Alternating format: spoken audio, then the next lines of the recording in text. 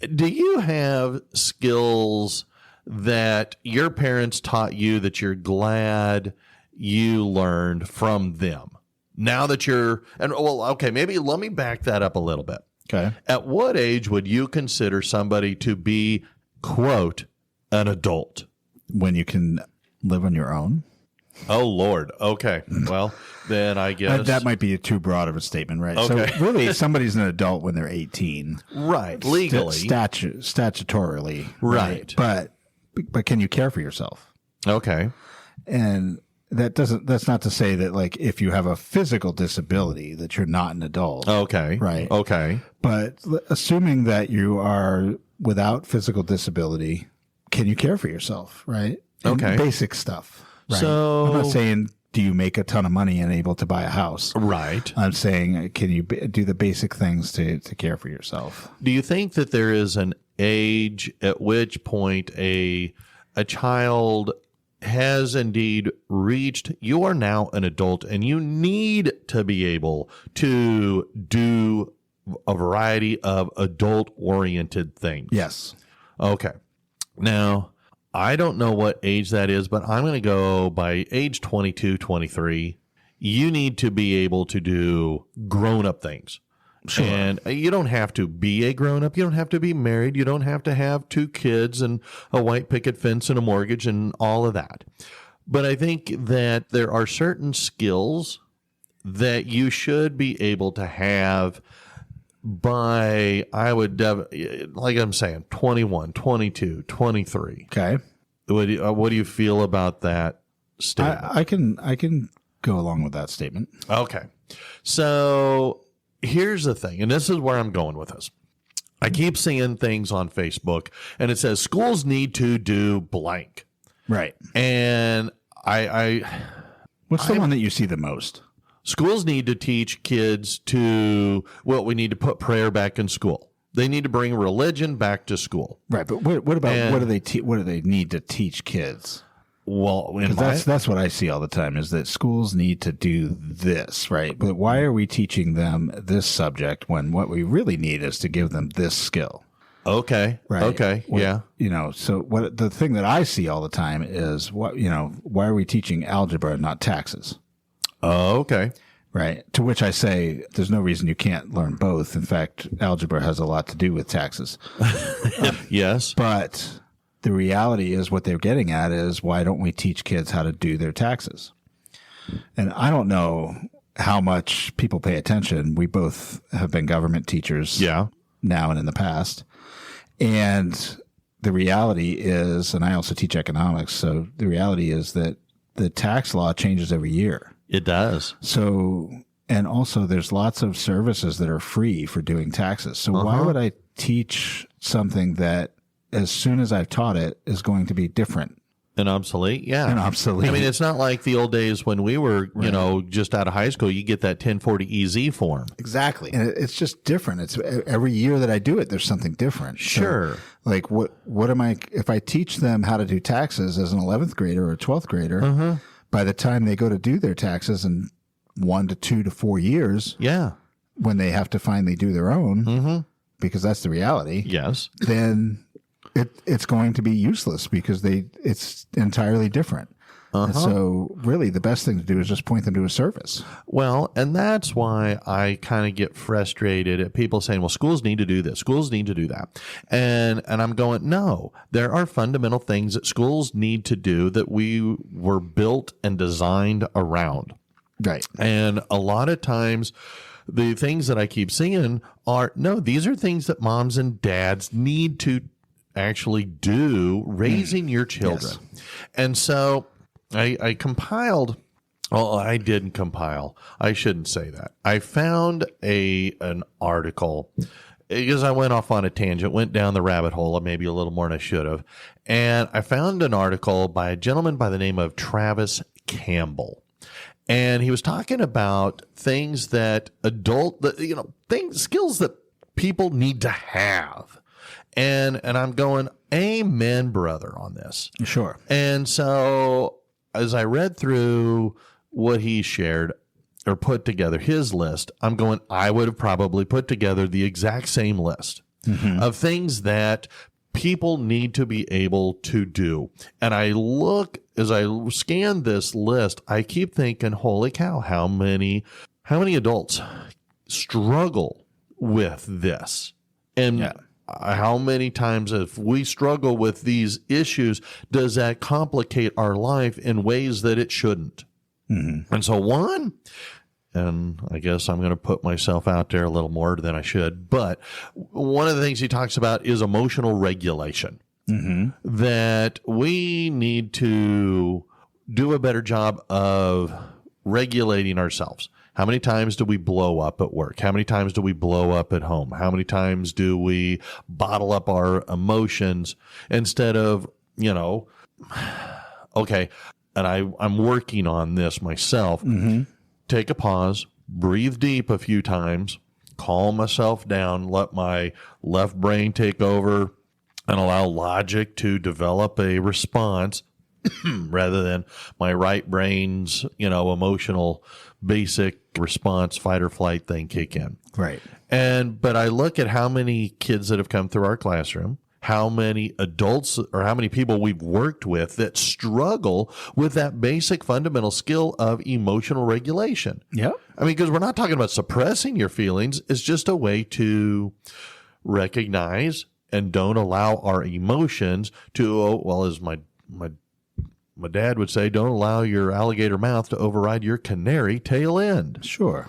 I think that the issue there from my perspective is anytime that I've gotten emotional like that, the reflection later is more like I lost it not because of what the other person did or said. I lost it because it takes the focus off of me in some way. Ooh. Right. Okay. And so I don't have to deal with me. Right. So if I'm going to get mad at my situation at work or at my boss or whatever, it just takes the focus off of me and whatever my shortcomings might be and puts it on them. Okay. From my perspective. Now, if you do that publicly, I mean, you just look like an idiot. Yeah. Okay. Right. But it's just taking it off of me and putting it onto something else. And that's a coping mechanism, right? So instead of me having to deal with me, I can just focus on, it's them that's the problem, right? The blame game has been going on forever, right? If you believe in Judaism or Christianity, it started at in the garden. Yes. And, the blame takes place right away. Yes, I didn't eat the apple the snake made me. No, I'm totally with you. And that's, if we can, the better we can recognize these emotions as they're happening and be able to express them a little more calmly, what a game changer that can be. Yeah. So emotional regulation. And like I say, another one on this list, and holy cow, Eric's mother definitely never had this. And that is having a level of financial literacy, being able to understand money, budget money, save money, invest money, not live in constant debt. And I think that most people agree with this.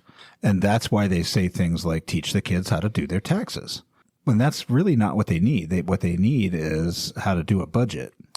Sure. Right. Which we teach them. Yes. Right. I mean, I teach economics and we talk about budgets and we do budgets and we do government budgets and we do personal budgets and we do all these things and every state that I've taught in, well, the 2 states that I've taught in have all required a financial literacy course. So to some extent, right? At least elements of it. And so, but what is the value of you and I spending class time to teach this if mom and dad don't reinforce it at home? If mom and dad are out there spending money left and right, if they're spending money twice as fast as it's coming in, they're living in massive credit card debt, then I can teach you these things. But if mom and dad aren't reinforcing it, or they're teaching just the opposite, well, mom and dad have way more influence than I as a teacher ever will. Right. I think that's the same thing as, to me, like if you go to church And you get preached at of like everybody loving everybody, and the church itself seems loving and all that. And then you go home and the kid sees something completely different. You've destroyed whatever they learned in that previous environment. And so it's the same thing, right? Like you have to learn it yourself. Yes. And practice it and help them learn it. I took part as part of my graduate program last month in a discussion with a gentleman who is a counsel, right? Legal counsel. Okay. Lawyer for a school district in Texas. Okay. So he works for the board of that district. And one of the things he was mentioned just in part of our conversation was that the parent, we were talking about legal issues between parents and teachers and things like that. But he said, the parent is the first teacher. Yes. And that kind of stuck with me. And I've always believed that, but just to hear it again, like from a legal counsel of a school district to say the parent is the first teacher. Mm-hmm. We're just augmenting with, more technical things, more deeper content things, practice, those kinds of things that you would do in school. But the parent needs to be that first teacher, right? And so much of how that child turns out and what they do and have learned in school stems from what happens at home. And that is something, here's what I have come to better understand is that mom and dad are teaching whether they intend to, mean to, plan to, want to, but they are teaching. And one of the other things that is on here, and I see this at all ages, and that is conflict resolution. Yeah. And now you and I both have talked about this ad nauseum and how we deal with this and teach it in the classroom. I mean, I remember you and I went to a great presentation by the governor of Kansas and the governor of Utah talking about conflict resolution, how to argue better. Yeah. I love that presentation, but how many times do people that we see, kids and adults, struggle? I mean, crying out loud, it is on the front page of every newspaper, news outlet, where our elected officials cannot have good conflict resolution. They're yelling, screaming, and cussing at each other. And what's interesting about that is while those two governors may be civil and friends together, the outward information that I've seen, it shows that they don't argue better. They argue the same as their parties. And and they're both from the opposite parties. Yes. But we don't do well at that. We don't do well resolving that conflict. We like to blame. Mm-hmm. And that's what, makes me frustrated is how many times can many of our problems be resolved if we actually talked about the problem? Sure. And if you can avoid name calling, if you can avoid personal attacks. But it seems like, I mean, again, mom and dad teach us this. We can address it at school, but when it's not being reinforced anywhere else, I mean, whether it's pop culture, whether it's, again, our elected officials are a lot like unwilling. Okay, one of my favorite things that Charles Barkley, the NBA guy, said, I'm not a role model. I'm sorry, you don't get to choose that. You are going to be a role model. When you become a public figure, you are a role model, whether it's to one person or 1 million people. It doesn't matter. Right. They're going to choose whether they're going to model themselves after you or not. Do you consider yourself a leader? Yes, I do. You do. Okay. That's good. And I think a good leader leads from the front and leads by example. Yeah. Why do you consider yourself a leader? Do you feel like there's somebody following you? Well, for 23 years, I led students in the classroom. Right, so they were watching you. Yes. Here's the thing, and I don't remember where I heard it or read it. I've read lots of books, and maybe it was, one of Stephen Covey's books or something. I don't know where it was. Okay. But basically, everybody is leading somebody. Yeah. Right. And it doesn't matter. Like you could be a 5-year-old kid and you're the leader right? for a 3-year-old kid that's looking up to you. Yeah, Right? siblings. Somebody is watching you and emulating or learning something from you. Now, it could be that you're doing bad things and they're learning, right? Like the youngest child in a family often learns about all the bad things that their older siblings did. And so they figure out from that process how to get away with those same things without getting in trouble, right? Somebody's leading. You're leading somebody. And so it doesn't matter unless you are enclosing yourself in a camp in the middle of the woods and never communicating with anybody else. Yeah. You're leading someone. Well, and that's, I'm sorry, I interrupted you. No, I'm just saying. I mean, it's a thought that came up here that you have to watch what you're doing, right? And I think that blaming is easy, right? We can blame the schools and say, Sure. well, my kids don't know how to do their taxes. They can't budget. They're overspending their money. Well, that's not the school's fault, right? You need to help them continue that process. We can teach them the theory of it at school all you want, right? But they go live in the real world, and when they're with you, they live in the real world. Yeah. And that's where being able to communicate is so important. Being able to have that strong enough relationship that you can communicate professionally, personally, doesn't matter, but be able to show that respect. And I think that learning first not to blame Yeah. is that first part of arguing better, right? Of that conflict resolution. If you blame, then nobody can argue with you, No. right? And you can't learn anything because you're just going to blame.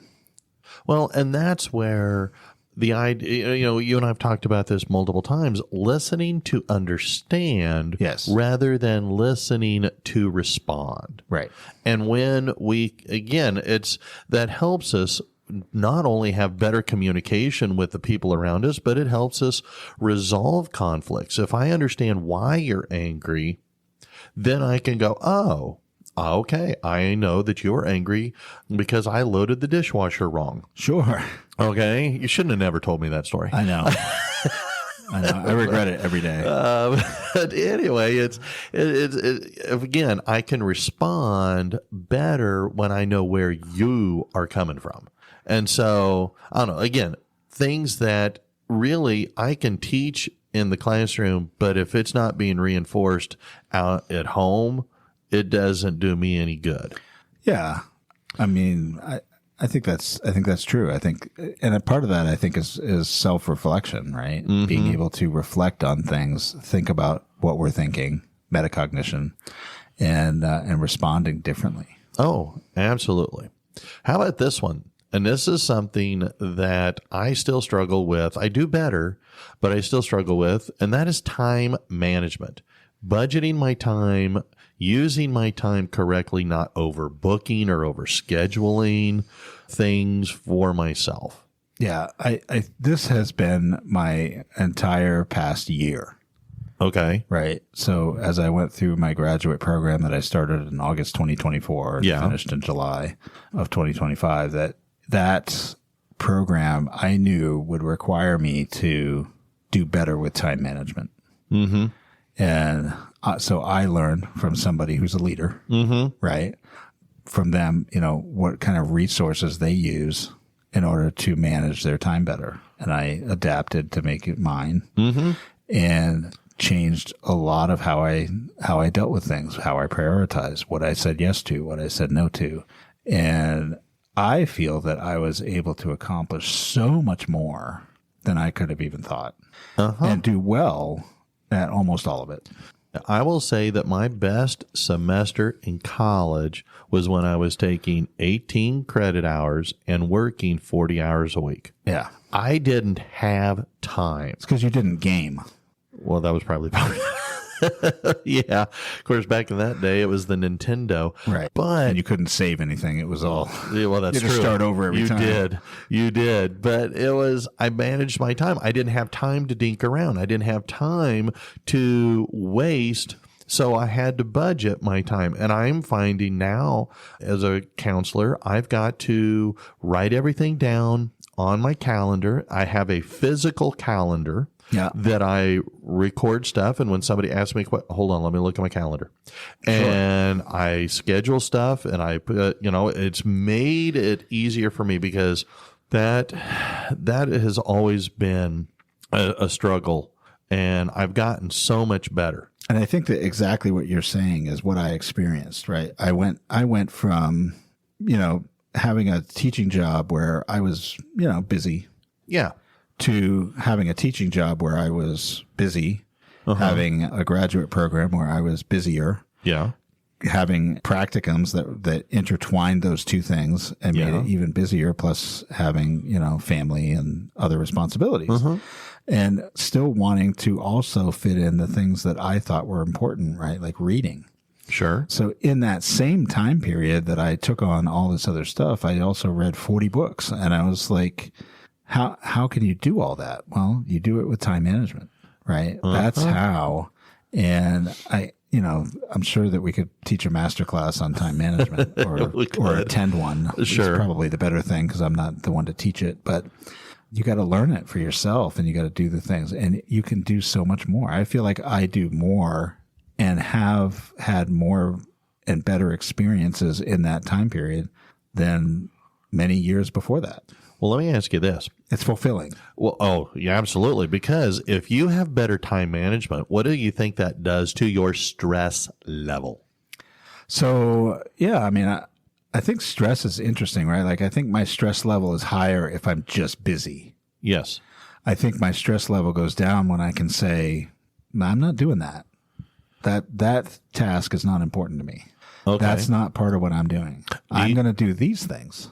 Okay. Right? Because this matters to me. This is important for my project at work or my students or whatever. And I don't have time for the other thing that you want me to do or whatever. So in this list that was created, they talked about both time management and self-advocacy. And being able to speak up for yourself, saying no to certain things. Yeah. And if you can have better self-advocacy, stand up for yourself, and if you can manage your time better using calendars or, right, I think a calendar, whether it's a physical calendar, the digital calendar on your phone or on your computer, whatever it might be, can then improve your stress level. Because stress, we know, kills. I mean, it had the physiological issues, the health issues on your heart, on your cholesterol. I mean, all these horrible things. But I won't pretend to be a medical doctor. But if you are able to manage your time better and to tell people and advocate for yourself, saying, no, I can't do this. No, I don't want to do this. What impact will that have then on your stress level? Yeah, I mean, I think that's an important thing. Now, I don't feel like there's a lot of times when somebody came to me and said, "Do this thing," and I had to say no. I think that oftentimes there are ideas that come up at work or whatever, and I would voluntarily pour myself into something that wasn't really going to matter to me. Okay, and I don't know if I was trying to please somebody else or what, but it took up time that I needed to spend on something else. And those are the kind of things that I've said no to. Like, I've actually had to say no more to myself. Don't do that thing. Okay. Than I have to others. Now, it's not that I haven't said no to others. I have. Yeah. Right. I mean, I have a role of a minor role in leadership of department head where I've had people ask me for things or to do things, and I just say no. I'm not doing that. But how much of that does that come from your ability to advocate for yourself? If you don't have that skill, then you're going to say, yeah, oh, sure, I can do that. Oh, yeah, sure, I can do that. Oh, sure, I'll be here. Oh, sure. Oh, you know what? Not a problem. You can count on me. And the next thing you know, you're overbooked. Your time management has gone right out the window. And as a result, your stress level does what? Is that a skill, though, or is that more of a confidence and, having something to do with not requiring affirmation in that moment? That's a good question. Is it a skill to say no, or is it more of an emotional thing where I don't feel, I mean, I care about you. I just don't feel that I need to do that. And if you decide that you have an issue with me because of that, That's a you issue, that's not a you me. issue. And yeah. and I'm good with that. And I think a lot of people struggle with that, right? I think that there's a struggle of, I need to please you. Like there's a lot of people who are people pleasers. Oh, Right? yeah. So the skill, I guess, is to be not a people pleaser. Well, More- you can be a people pleaser, but when you try to please all the people all the time, Yeah, that's then you're pulled in a dozen different directions, and we're not Stretch Armstrong, where you can be pulled and pulled and pulled and never Right. break. And like I said, I think the more you pull in many different or pulled in multiple directions, that increases your stress level, your anxiety level. You then have a harder time communicating. And I think just being able to say no, being able to say, look, I would love to, but I'm already doing this, this, this, and this. I don't have the time to squeeze you in to do the level of quality work you want me to do on Right. this assignment, this project, whatever it might be. I feel like for a lot of people this has to do with age, right? I feel like there's a point 50, 60, whatever it Well, might be. okay. Where some people are just like, life is limited, and I ain't got time to spend on that. But did you learn that? And like I say, one of my best friends growing up, he tried to be everything to everybody. Yeah. And I applauded him, but in the process of trying to be everything to everybody and telling everyone yes, he did a piss poor job at so many of those things that it created a lot more problems because the expectation was, oh, well, you do this level, this quality Right. of work. Well, when you're not able to devote the time, then you're not able to produce the quality of work people come to expect. Well, and that's where you just need to be careful about how much you commit to, right? Because if I commit to doing something, if I say I'm going to do it, then the other person is going to have an expectation that I do it and do it well.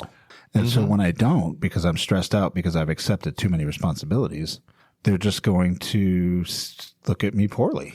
And that's why I say if you can manage your time better with your ability, combined with your ability to just say no sometimes. Yeah. I mean, I think this Then- is a massive key to success in relationships and just personal achievements and hobbies and whatever. I mean, you have to put things into that kind of schedule. And that brings me to another item brought on this list was your ability to create and build relationships, to network with people. I mean, Sherry says all the time, you know so many people. You are such a people person. You everywhere you go, you're friendly, you're polite. People talk Sherry to and you. Eileen been talking because this is the same conversation that we have, right? Yes. It just seems to be so easy for me, and I don't necessarily think that, but I guess if I reflect on it, it just happened. My daughter said it to me the other day. I was talking about something in the town where I work, right? And I pointed out a building, and I said, "This is going to be that." And she said, "How do you know?" And I said, "Well, the mayor told me." Yeah. She said, "Well, how do you know the mayor?" She's like, "How do you know these people?" You thank you. So, Yes. and I know the mayor because of you. Well, yeah. But it's just, you reflect on that, and I think, I have come to at least know of or meet a lot of people. I'm not saying I'm friends with them, but, you put yourself out there And to do those that's things. And that's a tough thing for people as well, right? it is. It makes you vulnerable to something. You could either be liked or disliked. Well, and that's kind of, again, whether I go to this ability to build relationships. If you are an isolationist, it is super hard to get along with others. And we all are. We're all after that individualism. And yes, but I don't know. In the job that we do, most every job, now it requires, you got to work with people, and you can't just be a loner. Mm-hmm. And especially in my humble opinion, if you want to be successful, then you need to be able to network enough to be able to Yeah. communicate and develop. I mean, you don't have to be best pals and hang out on the weekends. Sure. And, you know, This all makes of me that. think of that word, that phrase that a lot of people say about, oh, you know, I respect him. He was a self-made man, or he's a self-made person, or he's a self-made business person, or whatever. There's no such thing as self-made, right? Yeah. Everybody is standing on the back of somebody else and has required assistance in some way from other people. And so we are relational beings. Nobody did it on their own. They just didn't. As I go through and as I reflected on this, I go, you know what? All these skills that I have, and I feel like I can do most of these, are because of how I was raised. Yeah. My parents were these things. They demonstrated these things time and time again. They taught us how to have better conflict resolution. They Sure. talked to us and taught us how to advocate for ourselves a little better, to manage our time, to have some basic financial literacy, to be able to regulate our emotions. And I would say that some of the things that I learned and do well in my life are related to that upbringing in that way, that my parents taught me positive things. But I would also say that there's a large amount of things that I have learned and do and developed that are in spite of that are because of the things that I saw that I wanted to be different. Okay. And so I think either can be true, but obviously teaching the positive things is the best route, right?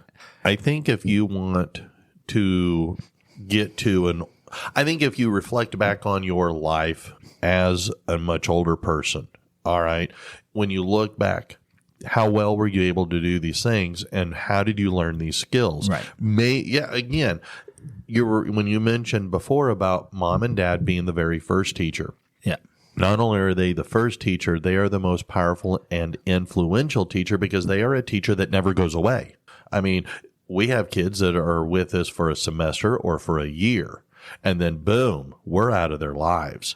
Right. Mom and dad are in their lives for years, decades. Here's the thing. The things that I learned and developed and do well because it's in spite of something I saw in childhood, I wish that I had learned it earlier. Okay. Right. So if I could have learned that more concretely from parents, that would have been better. Okay. Right. I wish I had learned a lot of things earlier. I think there's some things in my life that would be very different. I'm not saying I regret so much as just that I think there's some things that could have been better. Right. I would want to learn those things earlier. And as a result, I tried to teach my kids those things earlier. Yes.